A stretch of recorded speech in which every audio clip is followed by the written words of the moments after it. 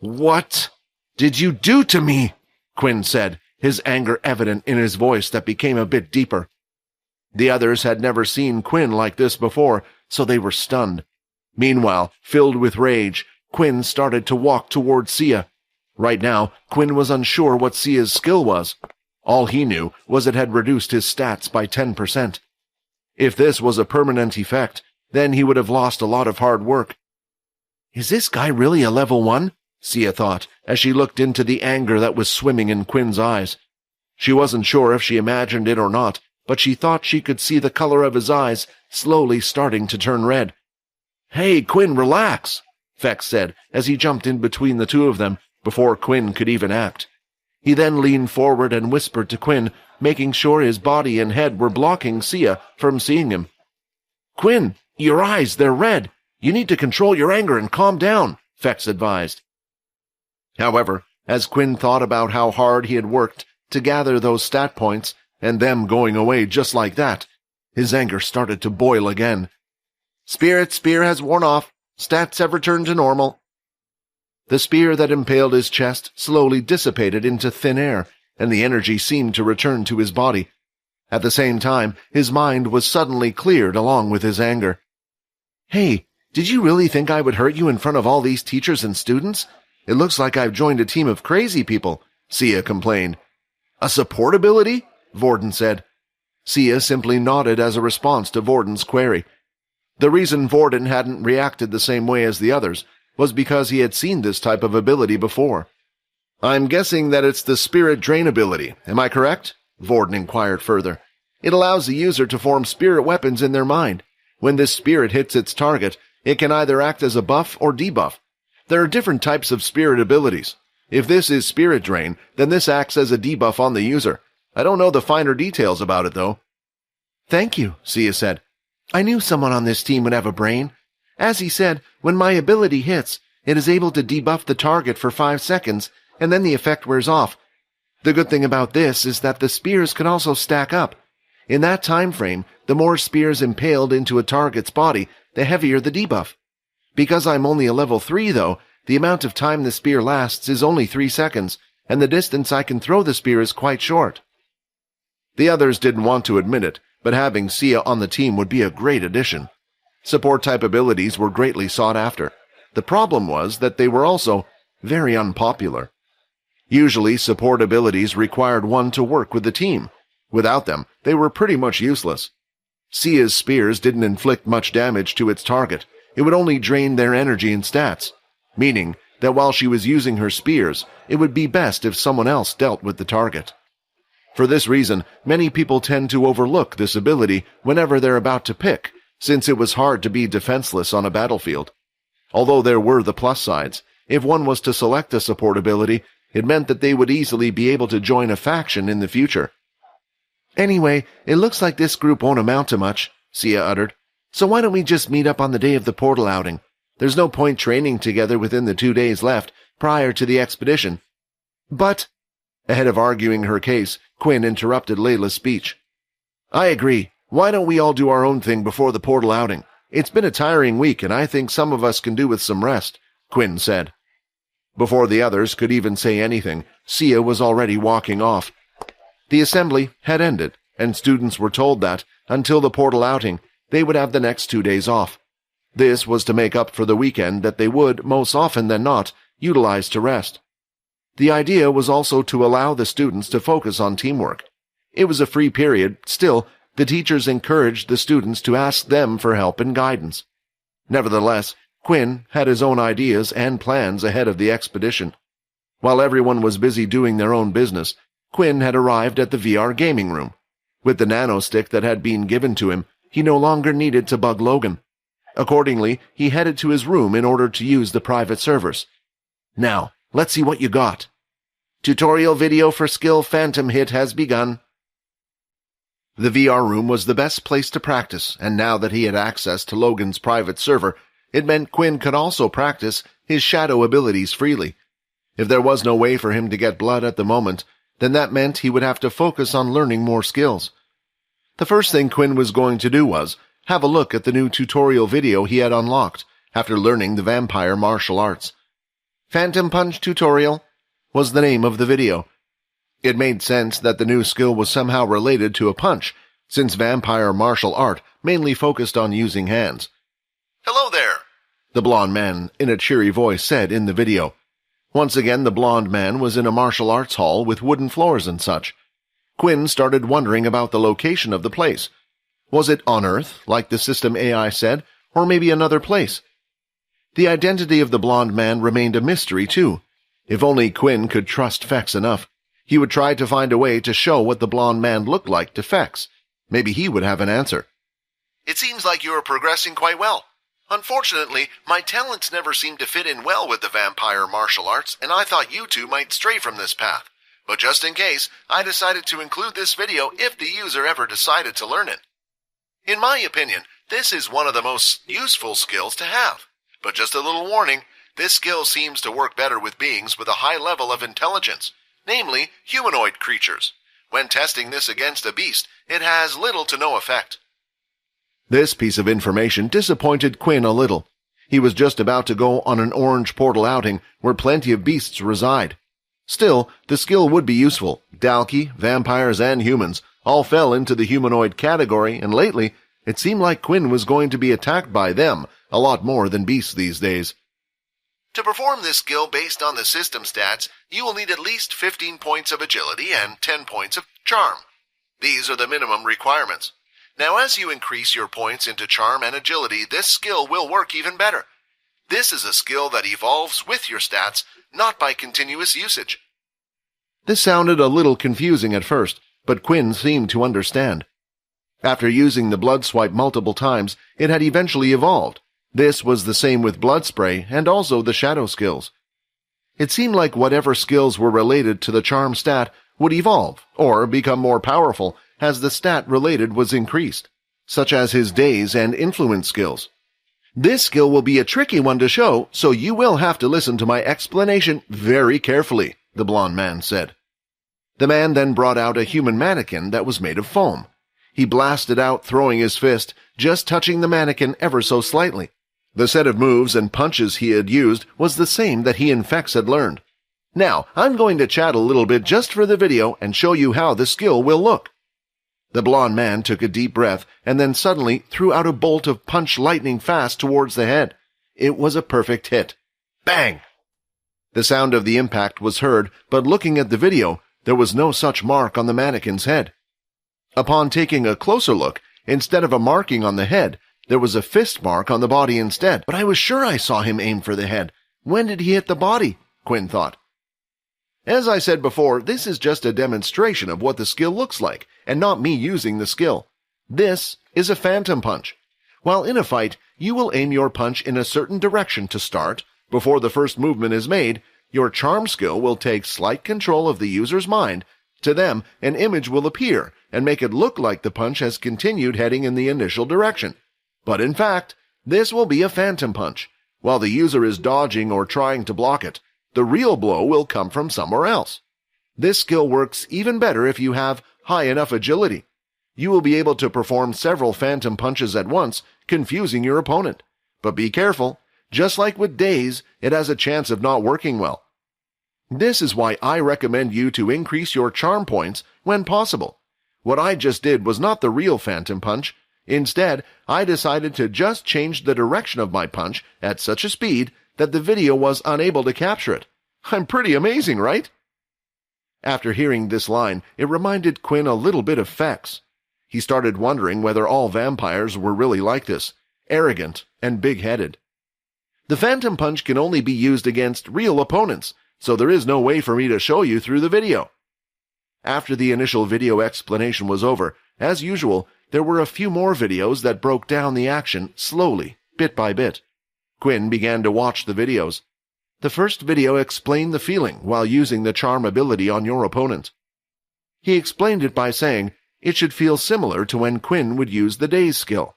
He should gather that feeling again and try to focus it through his eyes. Then, using his strong will and the image in his head, he would be able to project a fist outward. This in turn would allow the opponent to see the same thing. The next set of videos explained the hard part. It was the combination of the two. After hearing the explanation, Quinn didn't think it would be too hard, but just practicing it, not using it against an opponent, he found out it was extremely difficult. It was similar to someone learning the piano. One part of the brain needed to focus and do a certain action, while the other part needed to do a different action. The problem was that it was the same arm that was meant to be doing the action. If he projected thoughts to target the head and tried punching below, as soon as he thought too much about hitting the head, his fist would automatically hit upward. Still, Quinn wasn't the type to give up. If there was one thing he was good at, it was that he was able to repeat an action repeatedly. He never got bored of doing the same thing over. As he repeated the move several times, he could slowly separate his thoughts and actions into two separate things. He had now lost count of how many punches he had performed. The good thing, though, was he didn't feel tired at all because of the game. However, it did have a huge impact on his mind. He didn't know whether it was because he was in the game or trying to split his thought into two, but he would often get headaches as he pictured himself using the charm ability while forcing the energy outward from his eyes. Surprisingly, in the middle of his practice, a notification screen popped up. It wasn't something he was expecting. Your dedication has paid off. You have pushed your charm skill to the limit several times. Charm stat +1. Charm 13. It was the first time a stat point had increased without him leveling up or consuming blood. The system was clear that it was a fact that Quinn had continuously pushed himself while trying to learn the skill. However, this was a bigger deal than he thought. Maybe there was another way to increase his stats. If the others worked in the same way, if Quinn went out and constantly ran until he tired himself out, would his stamina increase? And was this the same for other stats? What if he continuously lifted weights? Would his strength increase as well? The only problem with this method would be time. It was a lot easier to take a blood sample from someone and increase his strength. In a situation like this, where he couldn't do that, maybe it was a good idea to look into it. Quinn had done enough practice for now, and he felt like he had done as much as he could. And yet, he still didn't have the skill in his system, like the flash step and hammer strike. Certain combination skills didn't appear in the system, like blood hammer and using blood swipe with his shadow. But since this skill was taught by the system, maybe it would have displayed. Right now, there was only one thing he could do. Just as the system had said, if he wanted to practice and learn how to use it, he would need to use it on a real opponent. Switching servers. Blood Evolver is online. Matchmaking in progress. Opponent found. Let's do this. There were quite a lot of people in the world that had an interest in technology. If one could not make it in the world using their abilities, the only real avenue and sector that had a lot of potential that anyone with enough effort and determination could tap into was the realm of research and technology. There were myriads of abilities that could help you work better in this field, but nothing could compare to the greatness of the human mind when it came to creative thinking and engineering, which led to the creation of these fields. Unfortunately for Nate, he was not one of these people, but I knew quite a lot of people who had knowledge in this field. Nate had gotten one of these said people to set up a system in which he would get notified when the Blood Evolver was online. Recently, he had also added the new user Zombie P to that list as well. He was unable to see the person's game last time, but now he didn't want to miss out on them. While Nate was relaxing with his best friend Sam, as usual, he received a notification. Nate immediately headed off towards the capsule. Right now, both he and Sam were watching their favorite contender. "Hey, I think you're obsessed with this guy," Sam said in a concerning voice. "It's just that this person's growth never seems to slow down. I've grown myself over time, but I'm just wondering where his limits are," Nate explained. Quinn had been matched up with another level 4 user, but unlike the ones he fought against previously. This user was also wearing beast gear around his chest. Since the first expedition had already happened with each of the military bases, it was expected that players of the game would now more likely have at least some level of beast gear. The match had begun, and Quinn followed his usual routine of rushing forward and fighting head-on. Oftentimes he would be the aggressor in fights, causing the enemy to slightly panic in the middle of the battle, and this time was no different. Seeing a target running towards him, the user paced both his hands together and shot out a hydro pump of water. The stream of water was strong and fast, but still, due to the distance, Quinn could easily avoid it, but instead of outright avoiding the attack, he waited till the last second and performed the flash step to avoid the attack. The water user, seeing this, changed his attack slightly. Instead of a large stream of powerful water, he decided to shoot out smaller, fast streams of water that came out like bullets. Once again, though, Quinn used the flash step to avoid the next set of shots. Quinn only had enough stamina to perform 3 flash steps in one game, so he had already used up over half his strength, and his body was tied. Still, he continued moving, and then before the user could use his water bullets again, Quinn performed his 3rd flash step, appearing behind the user. As he turned his head around, Quinn made sure to look him in the eyes, just as the video tutorial had said. He activated his charm the same way when he used the daze skill. Now all he needed to do was project the thought strongly, using his mind of aiming to punch the head, while the real punch would come from below. Everything was going perfect so far, and he could imagine hitting the person in the head.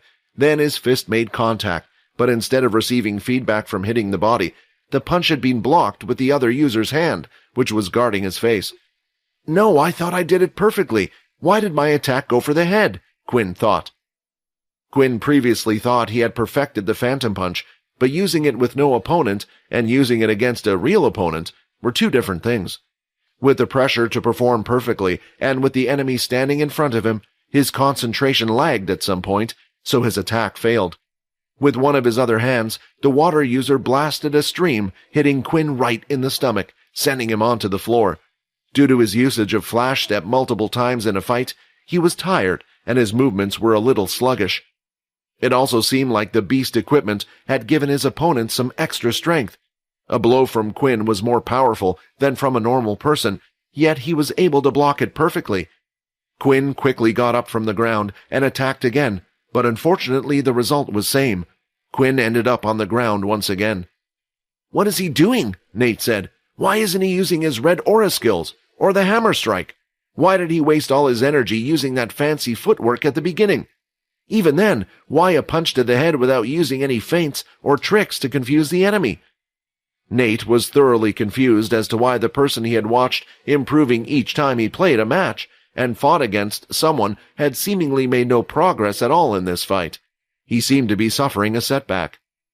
Eventually, the match had ended, and Quinn unsurprisingly lost. Nate was speechless. He thought he was the only person who had beaten the Blood Evolver before, and the one he knew now was a lot stronger than before. Nate wanted him to remain undefeated until their rematch. If the Blood Evolver had lost in a grand duel or something, he wouldn't be so upset, but he had lost against a simple level 4 water user. During the match, Quinn felt something near to the end of the battle he had felt earlier while practicing. "Matchmaking is in progress." Once again, Quinn went into the next match. Nate stayed and watched carefully, but it seemed to be nearly an exact copy of the last game. After watching 4 matches, the Blood Evolver had lost 4 times in a row. Nate wasn't the only one who had been watching Quinn's matches. There were a few others who had become fans as well, and they were nearly just as disappointed as him with the results they were seeing right now. "Does this mean that he was just a hacker?" a spectator said.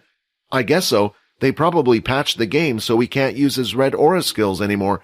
Without them, it's clear that he's just average when it comes to hand-to-hand combat," another one commented.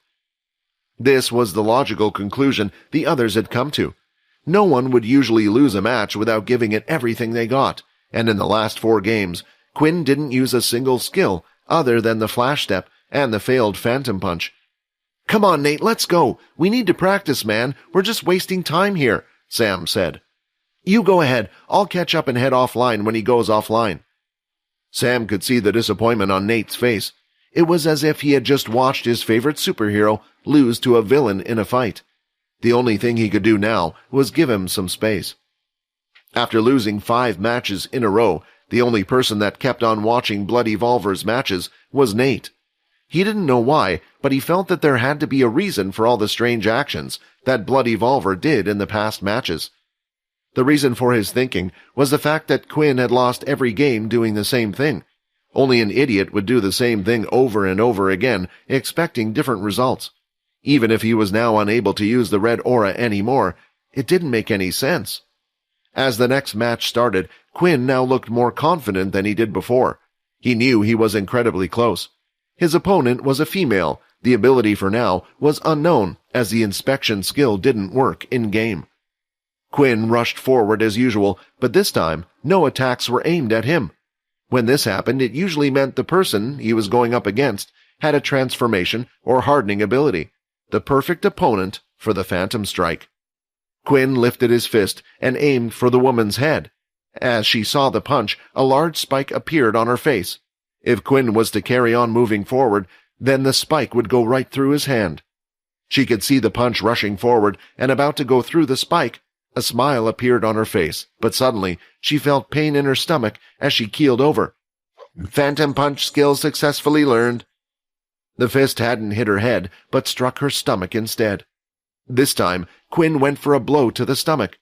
A spike was formed where the punch would make contact, but then sharp pain assaulted the woman on the side of her head. Quinn continued using the Phantom Punch in this fashion, successfully landing hit after hit, while on the outside, Nate, who was watching the entire thing, was deeply confused. All he could see was Quinn's opponent forming spikes and blocking the attacks in the wrong places. It was clear where the punches were coming from, so why was she constantly blocking in the wrong place? The match had finally ended, and Quinn had been declared the winner, but Nate was even more confused now.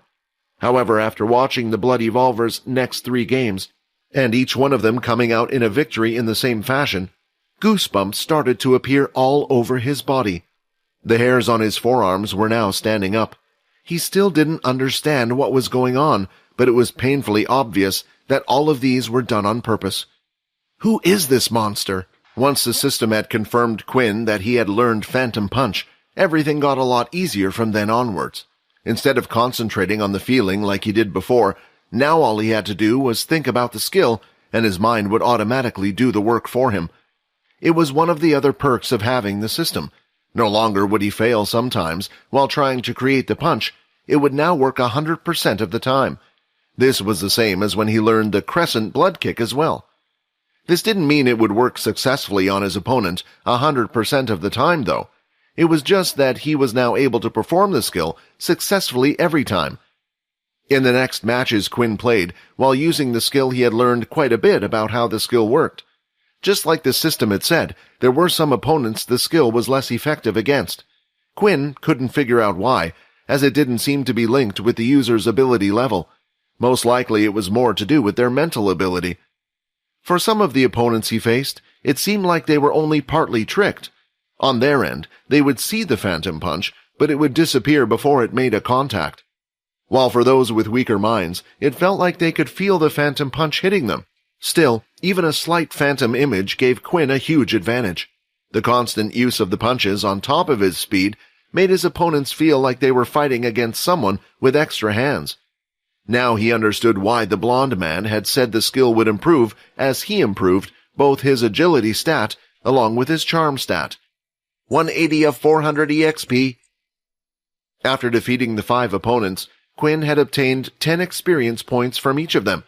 It wasn't his goal, but a bonus along the way of learning the new skill. He also got 10 points for completing his daily quests, drinking 2 liters of water daily along with avoiding the sun for 8 hours. But still, out of everything so far, the quickest way to level up was defeating beasts. Quinn would need to use this to his advantage when fighting on the other planet. There was also a chance for him to level up even quicker, since the system had stated that by fighting along with Peter, he would gain the experience of Peter's skills as well. With hours of practice and the many matches Quinn had played, he didn't realize the time, and the VR pod machines shut off. They usually turned off an hour before curfew time, and his disconnection from the game was a clear sign. While on his way back to his room, Quinn wondered, "Only 1 day to go for the portal outing. What is the next best step to get stronger?" In his mind, Quinn split up his skills into 4 different categories. He had his blood abilities, such as Blood Swipe, Blood Spray, Blood Bank, and so on. These skills could be upgraded by using them multiple times. He then had his charm skills, Daze, Influence, and now Phantom Punch. The next section he counted was his fighting skills, such as Flash Step, Hammer Strike, as well as Blood Hammer and Phantom Punch. although the last two skills were a combination of the other sections. Finally, his ability skills, the shadow skills. After looking at all his skills, Quinn decided to focus on the shadow skills. There were currently still 4 shadow skills grayed out in the system that required him to use skill points to unlock. The only way Quinn knew to get skill points was to upgrade the level of his current shadow skills. It worked the same way as his blood skills. The more he used them, eventually it would level up. This was the best option for Quinn while in the game. The next day had arrived, and as the group agreed, everyone was currently doing their own thing. Everyone was kind of pleased that they had decided to do this. At first, Quinn was a little bit worried about Peter. But when he asked what Peter was planning to do, Peter was already heading off to Logan's room with a bunch of sandwiches held in his arms. It seemed like the two were getting on well enough that Quinn no longer needed to use his blood. While heading to the game room, he noticed Fex too had decided to come along. There wasn't much for him to do in the game after all. When Quinn entered the game, he decided to watch a couple of Fex's matches. It came to him as a surprise that Fex seemed to be playing online rather than using the private server, because just like Quinn, they were both unable to use their abilities inside the game. After watching a couple of games, he could see that Fex was able to beat his opponents without using his blood skills or string abilities. He purely used his body and martial arts to overpower his opponents. During the second match, Fex had meant something quite skillfully, and for the second time, Quinn had seen him use an improvement of the martial arts that were taught to him. The first time was during the match against Leo. Seeing this just reminded Quinn again that he needed to get stronger. Quinn backed out of the game and joined the private server, where he was able to use his shadow abilities freely. Shadow Void. The first thing Quinn activated was Shadow Void.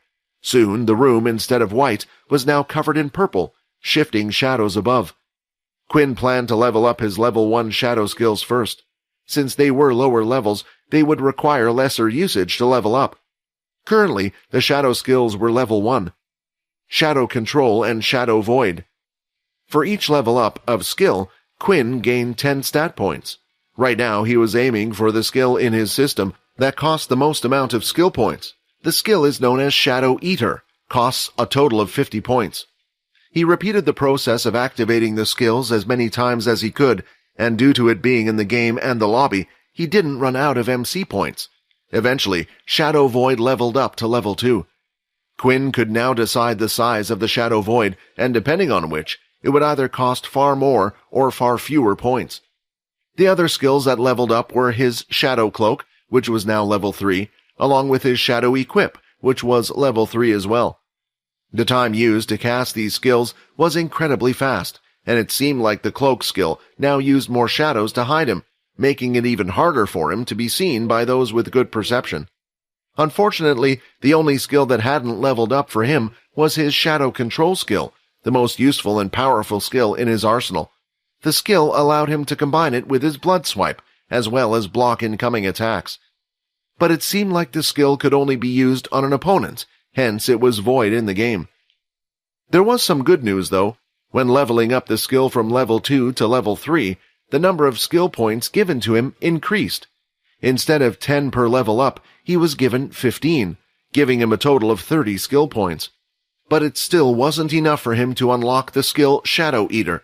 The day had come to an end, and Quinn would have to be satisfied with improving his current shadow skills and learning the Phantom Punch for now. Finally, the day had arrived. It was the weekend, and all the first-year students were told to gather inside the portal room once again. It was time to go through the orange portal. Presently, the first-year students were biding their time inside the canteen. Every one of them was seated in their groups within their classes. Meanwhile, their respective homeroom teachers were standing at the end of the long table. On this expedition, each teacher would be traveling with a group of 50 students. 2 of the generals, Faye and Leo, would be taking charge of the expedition. Only, they would be moving slightly ahead of the whole group. Soon the classes were called one by one into the portal room. Finally, Dell's class was called, so all of the students belonging to that group began to prepare their things ahead of going through the portal. Standing at the front was Dell. The portal glowing with orange light illuminated his figure. although this time Dell looked different compared to his usual self. Usually when teaching a class, he would be wearing the standard uniform that the teachers wore. This time the uniform could hardly be seen beneath the beast gear clothing that he donned. The thing was, the armor he was wearing didn't look like a beast gear at all. It rather looked more like a mage outfit. From head to toe, it looked like he was dressed in robes, but if inspected closer, certain accessories could be seen around his wrists and legs. Furthermore, instead of a weapon, a shield was mounted on his back. Before giving his speech to the students, he decided to survey the whole group.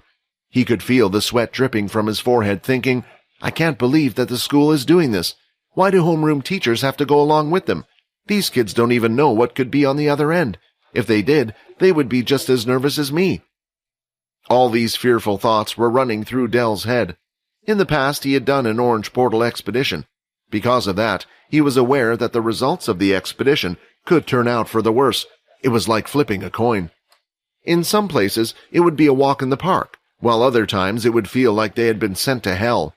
In the fear of being sent inside the portal once more, he elected to become a teacher, but it seemed as if fate was toying with him. "All the groups present, please raise their orange scanning devices," Dell said, his voice loudly resounding within the hall. As Dell asked, the representative of each group showed themselves. For Quinn's group, it was Peter. Once again, he was in charge of carrying the group's supplies, and this included the scanner. The only difference this time was that Peter had volunteered to help his master. It also made sense, since Peter was fairly sturdy and had a lot of strength. There were advantages such as his unlimited stamina, so he wouldn't get exhausted that easily by carrying heavy objects. "I will now explain and show you how the scanner works. I will only explain once, so listen up," Dell said, as he raised the scanner for everyone to see. "The scanner is fairly simple to use. You will only need to point it at an object. You can see that on the screen you can select the area or item that you want to scan. Once you confirm, the scanner will do the rest for you. Simple, right? So remember, don't mess it up," Dell said in a slightly annoyed voice. A student raised his hand, but Dell decided to completely ignore him as he continued with his explanation.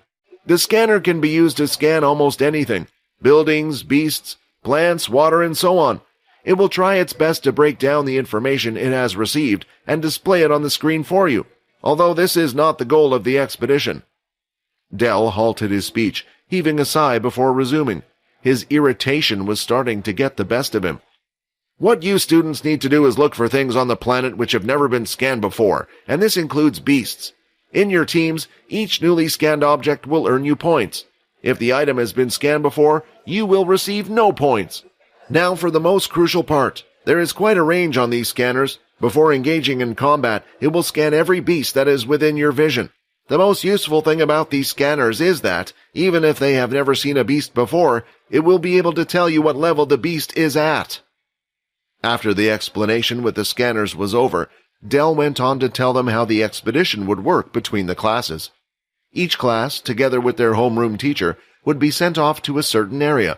When they reached their assigned space, the class would stay there for a while, allowing every one of the students to scan the area thoroughly. If they were to run into a beast with a tier higher than intermediate, they were advised to fall back and tell the teacher immediately. The homeroom teacher would then inform the generals, who would come to their aid as soon as possible. In total, there were 10 classes. Hence, Faye and Leo would stay in the center of these classes so they could respond to each of their calls of distress as quickly as they could. As soon as Dell's lecture was finished, the groups began making their final preparations. While Quinn was looking around, he noticed that Logan was already tinkering around with the scanner, no doubt making adjustments to the scanner's system. It wouldn't surprise Quinn if Logan was able to change the readings to allow his team to get the top score. All of a sudden, he felt a soft touch on his shoulder, interrupting his observations. "Hey, do you need one of these if we're going outside?" Feck said as he waved a strange object in front of Quinn. It looked like a flask made out of silver. The only difference was that, on the facade of the flask, a skull that had 2 sharp fangs on the upper jaw was displayed. It was a strange design for Quinn. Looking at it closely, Quinn realized that the design was utterly similar to the one that the book had, the one that had given him his powers. "What's that?" Quinn asked, without really thinking about what he had just said. He was unsure whether this was common knowledge among the vampires or not. "This is a special flask that allows us to hold the blood inside. If you used a normal flask, the blood would spoil in a few days. However, this one is especially used within the circle of vampires to keep blood fresh. Well, that is, as long as it remained inside the flask. By the way, every vampire is given one," Fex explained. "If you're going to another planet with beasts as its main population, then it's best to bring one of these with you. We'll be gone for a week, and I don't want to be turning into a bloodsucker." After hearing those words, a specific memory came flooding back to Quinn's mind. It was related to the time when he did turn into a bloodsucker. Fex seemed to not rely on blood as much as Quinn. Perhaps it was because he was closer to the next evolution. But for Quinn, if he didn't receive blood within 2 days, he would turn into a bloodsucker. Thankfully, though, Quinn now had the blood bank. That, in a way, acted the same way as the flask. Still, even last time, Quinn had used up his blood bank in a fight, and eventually was starving for blood. On this occasion, there were others to rely on. Though it was unlikely that their group would be split again, there was always the chance. But if vampires were required to carry around such a flask, was the blood bank also a unique skill amongst the system, one that other vampires didn't have? It had saved him so many times in the past. If Quinn could, he would have tried leveling up as fast as he could, but after many battles, it still hadn't been done. "So, do you have a spare one of these?" Quinn asked as he eyed the flask. "Of course, that's why I came over. If you didn't have the basic ring, I didn't think you would have the flask either." Fex then pulled out a similarly styled flask from the inside of his shirt and handed it straight over to Quinn. After spending some time with Fex, Quinn really couldn't say that he was a bad guy. He did grow on him with time. "Maybe during this trip I can finally ask about his shadow powers," Fex thought. Yet for some reason, while contemplating the matter, he felt guilty. He didn't know why it was the case. Finally, Del had begun to call each group into the portal. As usual, each member had to hold on to each other's shoulders as they passed through the portal. Quinn's group was called up, and Vorden took the role of being in front. "I'll go behind the pretty boy," Sia insisted as she grabbed onto Vorden's shoulders. Behind her was Layla, and then Quinn, Fex, and Peter at the back. The group took a step forward as they prepared for what was to come in their orange portal expedition. While going through the portal, the group made sure to hold on to the person in front of them tightly. Last time it wouldn't have been so much of a big deal if they were to disconnect and let go. Although this might have caused them to split up, they were guaranteed to teleport somewhere safe in the shelter, but this time was different. Shelters were often incomplete, and sometimes not all of the spawn areas had been marked yet, so they could be chucked deep into beast territory and be there on their own. The fear could be felt in Sia's shoulders as Layla gripped on tightly, while Sia slid down her hands towards a certain place on Vorden's body. If they weren't in the middle of being warped, he would have turned around and pushed her, but Vorden wasn't that cruel, and Rayton wasn't complaining about what was happening one bit. Finally, the distorted space ended, and white light could be seen up ahead. When the white light vanished, a bright blinding light flashed in their eyes. Finally, when their eyesight slowly returned, the first thing they could see was green. Lots of green. More specifically, giant green trees. "Please step aside to allow the other students to arrive," a loud voice said as he pointed to his side. Just like last time, they had arrived in one of the areas that had been circled off. When they looked at the person commanding them, he hardly looked any older than them. Most likely a recruit who had just graduated and decided to stay with the army. The group went over to where the man pointed, and it seemed there were other groups of students standing by the side, waiting as well.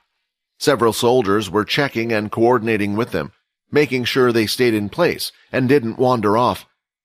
"It's a lot better organized than our last trip," Layla said. "Of course it would be," Sia replied. "A green portal planet is practically safe. You would have to be a moron to be killed on one of those. But here, an orange planet can be a huge risk, so they have to be extra careful." Sia's words rubbed the group in the wrong way. They had been involved in the Dalki attack, which was devastating to them. They still had a deep scar in their minds. Although the students knew of what happened, they weren't informed which group of students had encountered the Dalki.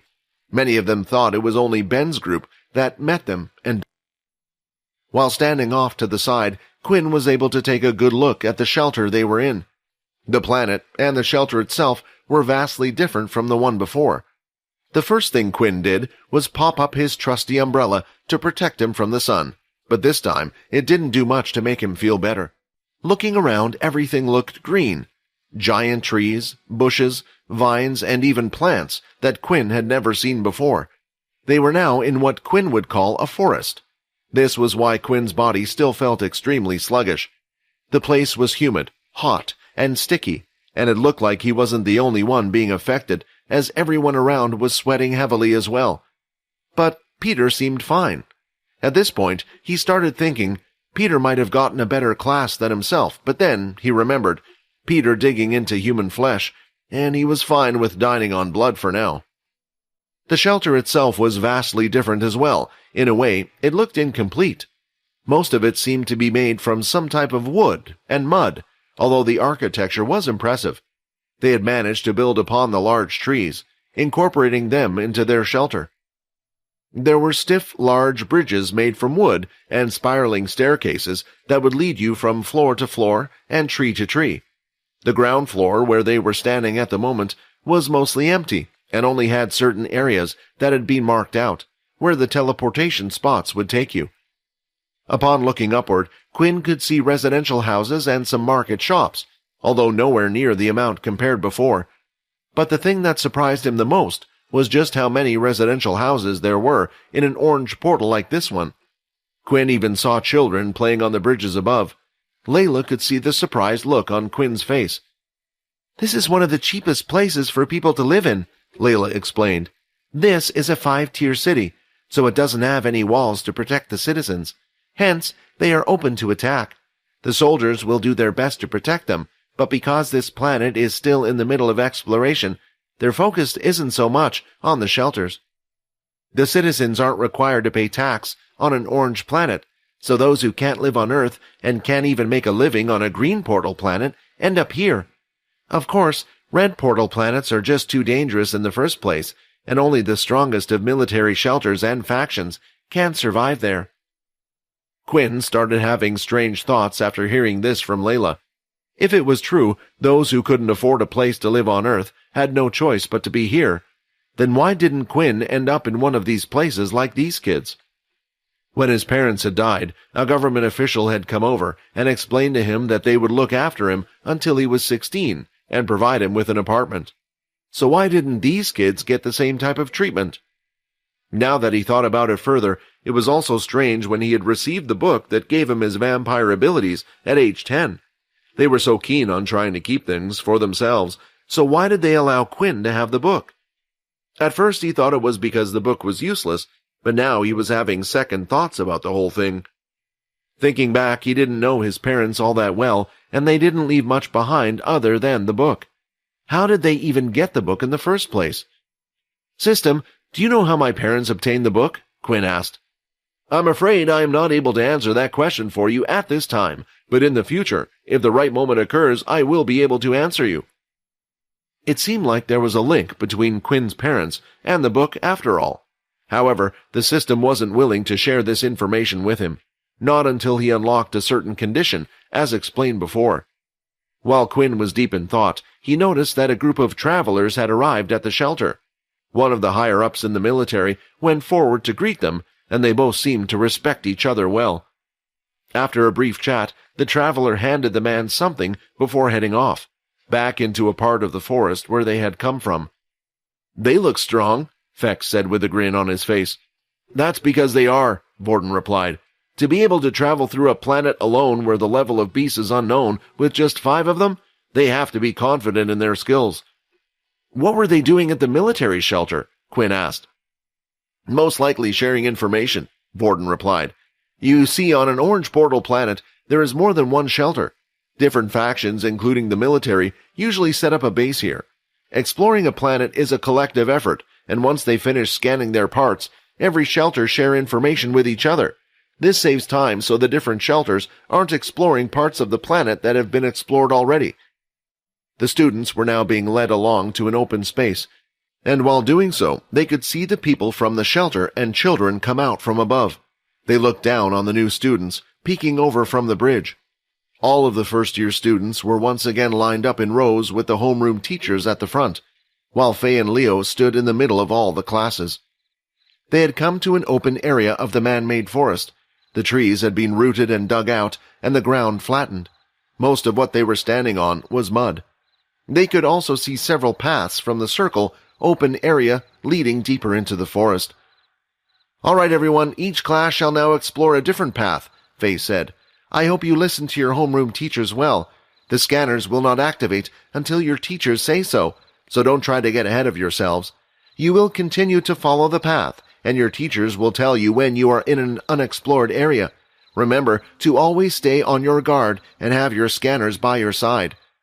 My last warning to you all, you will encounter beasts on this trip. At what level, I do not know. I wish you all luck," Faye shouted. The students saluted the two sergeants before heading down their paths. "I wonder what beasts we will run into," Quinn thought, excitedly thinking about the experience points. The homeroom teacher Dell took the lead down one of the paths. The pathway they walked on seemed quite wide and well flattened. It was clear the path was man-made, and it looked like large vehicles would come through this way from time to time.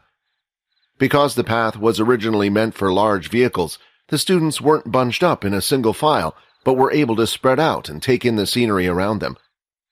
Fex, who was walking by Quinn's side, took in a deep breath of fresh air. "Now this is what I call different." He had a huge grin on his face as he looked around the large greenery surrounding them. While the two of them were walking, Quinn took this as his chance to ask him a few questions. Fex had already made up his mind that Quinn had always been on Earth, a vampire who hadn't been back home, so he thought it was only natural to show some interest. "So, back home, there isn't anything like this?" Quinn asked, adding the word home, trying to make it sound natural. "Nah. Compared to Earth and these planets with all the bright colors, our home has nothing," Fex moaned. While relocating, they had decided to choose a mostly dark place, and they also needed an atmosphere that they could still live in. They had found the perfect place for vampires, but I don't know why, but it always felt strange to me. The words that Fex spoke confirmed a few things to Quinn. The vampires were indeed no longer on Earth like they were when the blonde man was a vampire.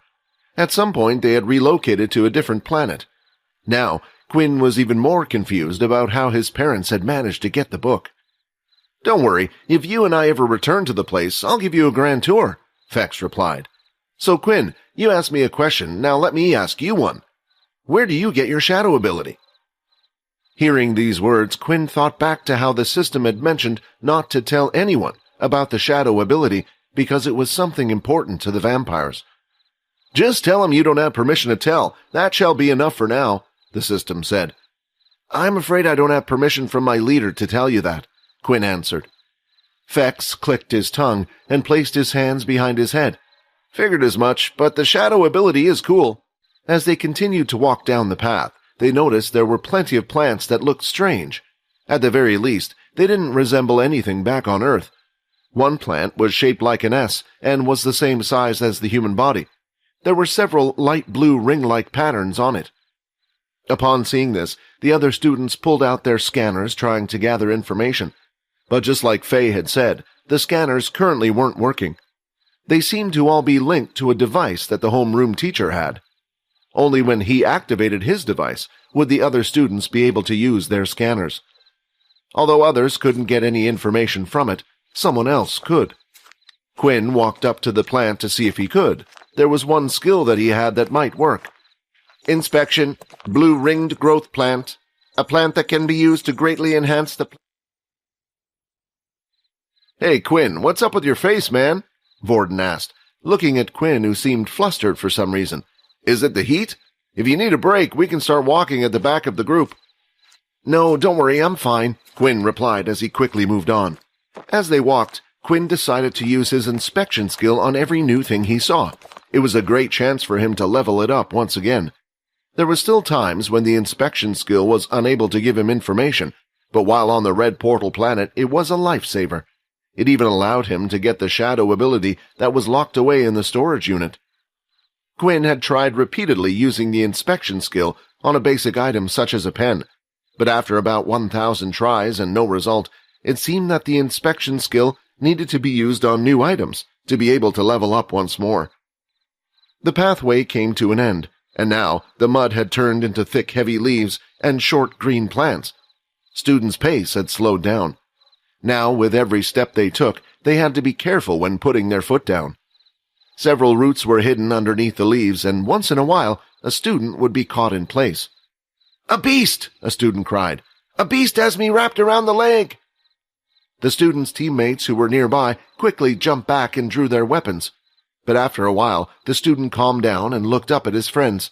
He was too embarrassed to say what had occurred. "Sorry, false alarm, it was just a tree root," the student said, chuckling away nervously. One of the students in his group slapped him on the back of the head, and they moved forward. "This should be a good spot," Dell said as he placed his large shield onto the floor. They were now in an open area. There weren't as many trees and vines. It allowed them to see from all directions. "Students are not to travel more than 200 meters from this spot. If you do, your scanner will notify you, indicating they will no longer work," Dell explained. "For each new plant discovered, you will receive 5 points. For each new beast discovery, 20 points. Please remember this is not a hunting trial. There's no need for you to kill beasts. However, anything intermediate level and below, you may try your best to go against them if you wish, but any kills will not be awarded points. Still, you can keep the crystal for future use as well. All right, your scanners are on." At the same time, each of the scanners made a ding sound, and the students rushed off in different directions, all apart from Quinn's group. "Heh, what are you doing?" Sia complained. "Let's go, don't you want a good grade?" Before, it was always Erin, trying to get good grades, but without her, it felt different. "Let's do this," Layla said. "Let's get to the top for Erin." Quinn liked that idea. He rushed off into a section of his own along with Peter and the rest. They had split up a bit, and when they found something interesting, they would shout out to Peter to come over and scan the item. "Over here!" Layla shouted as she spotted an odd plant that resembled an octopus. Peter rushed over. Even with his bag, his speed was great. He could see the plant using the scanner, and now all he needed to do was press the red button on the scanner to start the process. Suddenly, he felt something crash into his side, pushing him down to the ground. "Pfft, too slow," the student said. "That was on purpose," Layla complained, seeing that Peter was barged over. The student then quickly took out his scanner and pressed the red button. After waiting a few moments, a ding sound was heard. If the plant hadn't been scanned before, and their team was successful in obtaining points, there would be a ding, which sounds similar to cash being withdrawn. If the item had already been scanned, a big red X would appear on the scanner, with an error sound instead. This meant that the plant the student had just scanned was a new discovery, and they had obtained 5 points. As Peter slowly got up from the ground, he walked over to the student. The boy carefully started to analyze just who was walking towards him. The first thing he did was look at the person's watch, noticing that he was a level 3 user. The one that had barged into Peter was also a level 3 ability user, but slightly higher, going into the 3.4 range, meaning he not only had the power of a level 3 ability, but the skills to go with it. Still, the levels felt too close. If the two were to fight, and Peter's ability was an offensive ability, there was no telling who would win or not. Because of the fierce look in Peter's eye, he immediately backed out. That was until 4 more students had arrived and were now standing by his side. There was 1 girl in the group along with the original student and 3 boys. "Come on, Pio, let's just ignore these guys. We're just wasting our time with this, and we can always go and get more points," Layla said, quite loudly so the others could hear. "You, the pretty girl, stay." The boy who had given the command was pointing at Layla. On his wrist displayed the number 5.2. Seeing this, Layla knew straight away why the boy was arrogant. Layla decided to ignore this and started to walk off while pulling Peter by his sleeve. "I said stay!" the boy shouted. The distance between the two parties was around 15 meters, but the boy seemed to have closed the distance at an instant speed and had already made a fist aiming towards Layla. But Peter was not a slowpoke himself and noticed the punch, managing to lift his arm, blocking the attack in the dead center of his forearm, between the wrist and elbow. The boy could feel the impact and even heard the crack sound it made. Although the blow wasn't strong enough to snap the bone and pierce the skin, he knew he had fractured Peter's arm. Peter didn't feel any pain, and nor did he cry. The boy hesitated for a moment, but then he saw Peter's hand reaching out to him. He ran to where he was before. Looking at Peter's arm, Layla could see it was starting to swell, but soon it would heal, so she wasn't worried about him. She was more worried about what he would do. It had been a while now, and the others had already noticed the changes in Peter's behavior, so in the end, Quinn decided to tell them the truth. That this was due to his involvement that brought Peter's aggressive nature. As the boy was about to say some clever remark, Quinn and the others had arrived, including both Vorden and Sia. The first thing Quinn had noticed was also Peter's arm. "Peter, who did this to you?" Quinn asked in annoyance. Just from the direction Peter was looking, Quinn could tell which one it was. Peter wouldn't stop staring at him. "Do you think you can just hurt our teammate in the middle of an assessment?" Quinn asked. "Quinn, you know you can't fight using your full strength. Let's just leave it be," Layla said. Sia, watching the whole thing, thought Quinn was crazy. Was he trying to have a go at the other team? Of course, it made sense that one would be angry if they were to injure a teammate, but Quinn was a level 1. What could he do? Most of the time, low levels were completely afraid of anyone above them. "I guess he will earn his place," Sia thought to herself. Hi, Quinn here. Wondering what happens next? If you want to jump the queue and unleash all episodes, click on the link here and install the Pocket FM app.